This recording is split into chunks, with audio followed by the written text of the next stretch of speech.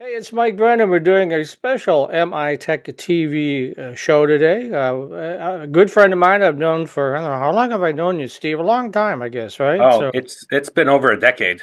yeah, so Steve Braddock, he's a man of many hats, and his current hat, or at least the one he's been working on for the past couple of years, is a mobile charging station that could be used just about by anybody, right? It could be used by restaurants, it could be used by ports, it could be used by you name it, right? Oh yeah, yeah. We've done a lot of great things over the years. Starting off with Braddock Enterprise, where I started 23 years ago. That was just getting into the lighting industry, and that kind of progressed into power generation. And now, we're more recently, about 3 years ago, started EV charging pod, and that's where we got into the EV charging station development. But then that's the mobile charging unit's been, quite an interesting development as well because, yeah, it's basically roadside assistance and, ways to be able to help people either schedule and or help them if they're on the side of the road stranded. And with that being said, that development has continued to progress. So under EV charging pod, the pod is actually Braddock. So it's basically an on-grid and off-grid EV charging solution, which includes the mobile solution.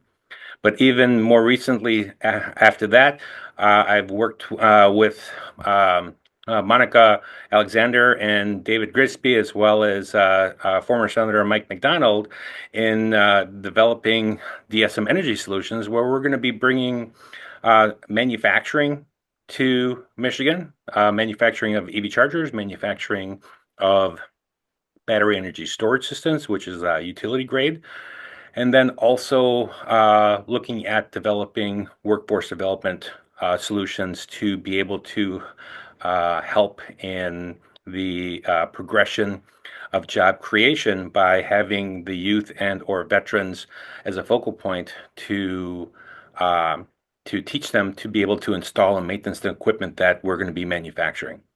So, Yeah, and for those that don't know, I mean, if you don't have an EV car or truck or whatever, a lot of the times I hear complaints that they pull up to the charging station and it's not working, malfunctioning, or worse yet, some idiot has cut the cable so he can steal the copper.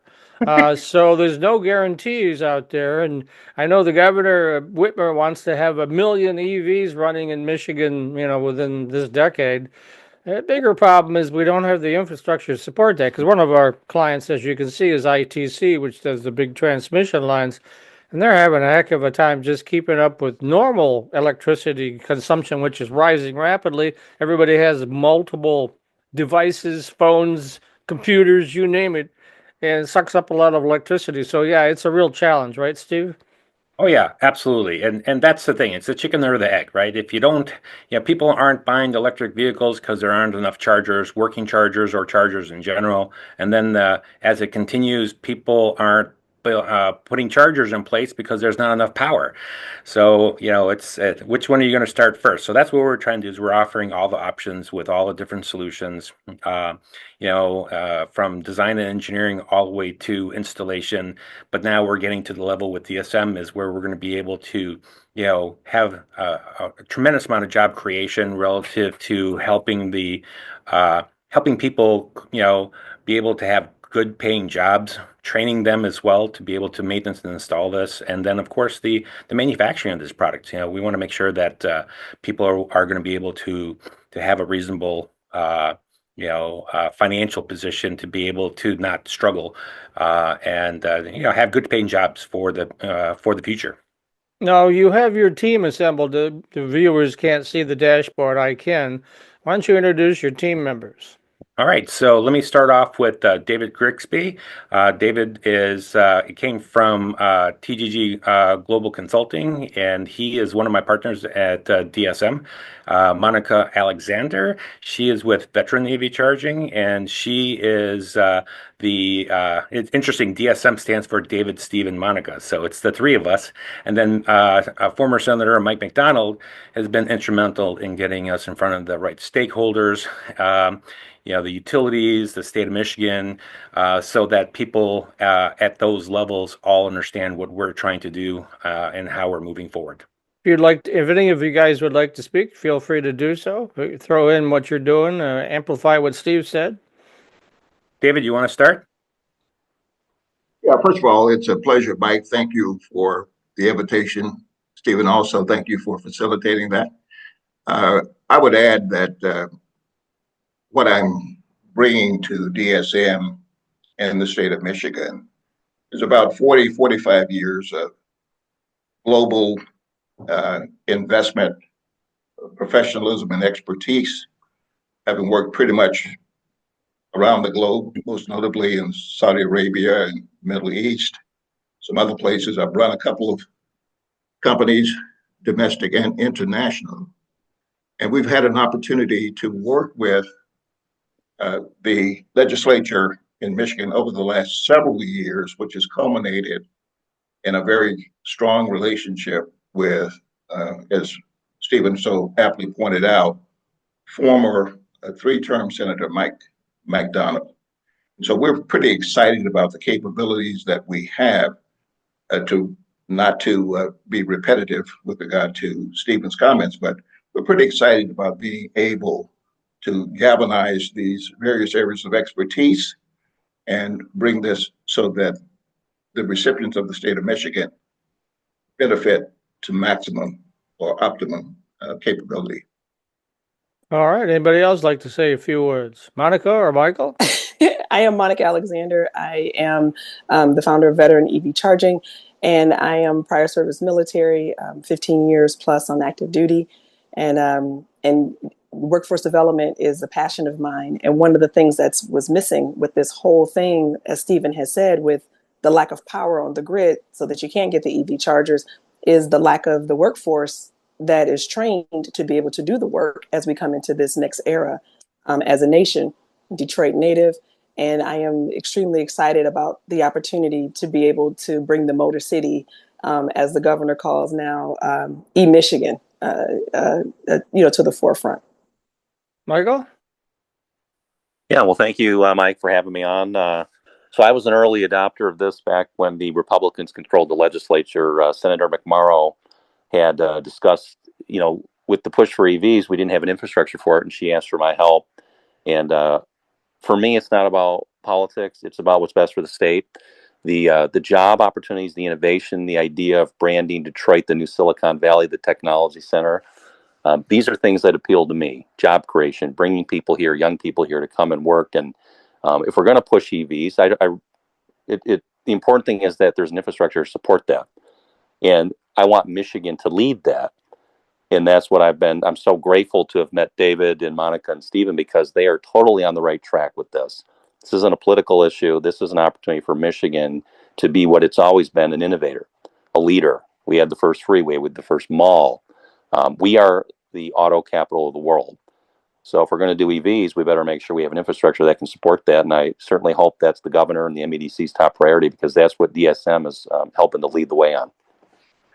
And of course, 100 years ago, we were the Silicon Valley of America with the auto industry and all that entailed.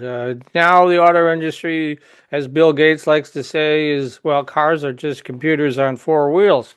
Boy, is that the case now, right, Steve? Isn't that the truth?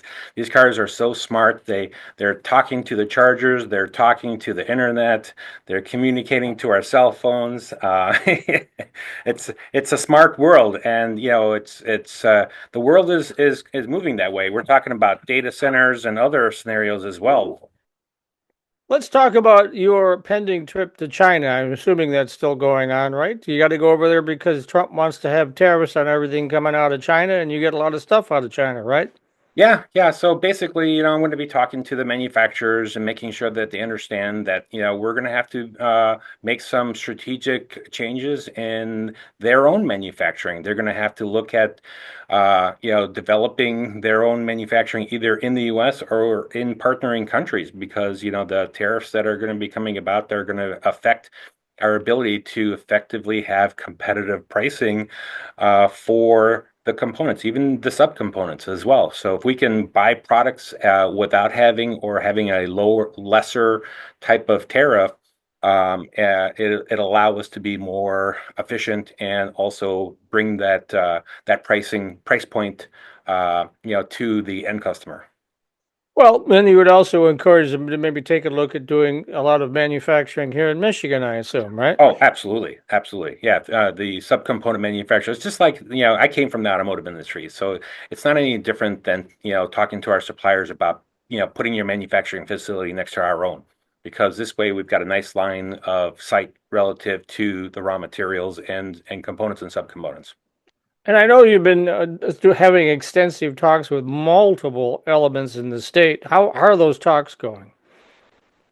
Yeah, it's been really, really good. Mike McDonald has got us in front of a phenomenal group of stakeholders, and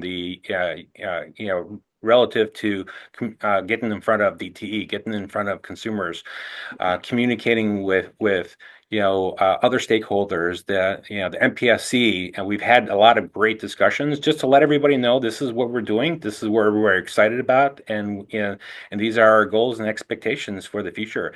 And Mike's been really instrumental in making sure that all these different groups see and hear what we're trying to say, so that in hopes that when it's time to execute and we're ready to move forward, that they're going to be there to support us. And I understand you're also working on getting a grant or several grants. Let's talk about that. Well, it depends on the grants, right? So when it comes to EV charging, there's the NEVI program. That's a federal grant, but it's run through the state of Michigan. So we're trying to work with customers to be able to find the right opportunities, the right location. Those grants are nice because it's 80% of the EV charger can get rebated to the end user, which is going to be the owner operator. And then that's also going to, allow for a faster type of incentive or payback analysis. But the nice part of it is we've talked to a couple of customers that were interested in doing some off-grid solutions using natural gas as well, and then that also opens up some doors because it's behind the meter, there's some potential for that to also be included in those grants. So that's a big part of your overall cost on a project would be just equipment at that point. Any final thoughts from you or anybody on your team before we close this out? Well, you know what, we've been working really hard at putting together all of this hard work between our entire team, all of the stakeholders that we've had discussions with, and now we're just in the fundraising stage now, and we're hoping that we can execute and be able to close some opportunities. And I'll let anybody else jump in to continue. And anybody like to add something? Go ahead. Nothing to really add, Mike, except again, we're really looking forward to moving ahead in Michigan. We think it's an opportunity for just great advancement across the board. And Monica, thanks for your service, by the way. And I know this would be important to veterans because, as you say, they could be trained then to fix these various charging stations, the ones that are permanent, and also install them and that sort of thing. And so it would really provide a life-saving kind of wage for them as well, right? Absolutely. And it reintroduces purpose. And since we're already trained to be nimble and quick and efficient and cost effective in work, it just makes sense. That is a ready-made, already prepared workforce. The one thing that we did not quickly mention is the fact that skilled trades has kind of a brain drain within it. So we are also reaching out to the K to 14 population. So introducing skilled trades into the elementary, middle, and high schools so they can get an opportunity to see what this skilled trades business is all about for those who decided that university or college is not particularly for them. So to create a workforce for the future going forward for the next 100 years. Michael?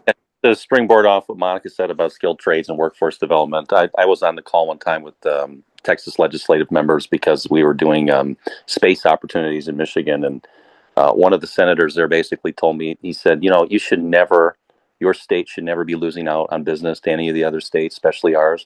You guys have a manufacturing might in your state that none of the other states possess. They said what you lack in Michigan is your ability to market the opportunities you have properly and your ability to collaborate to see those to fruition. And with what DSM is doing right now, you're starting to do things in the Detroit area that are innovative, that are attractive. Should be our brand here. We have the manufacturing, we have the skilled trades.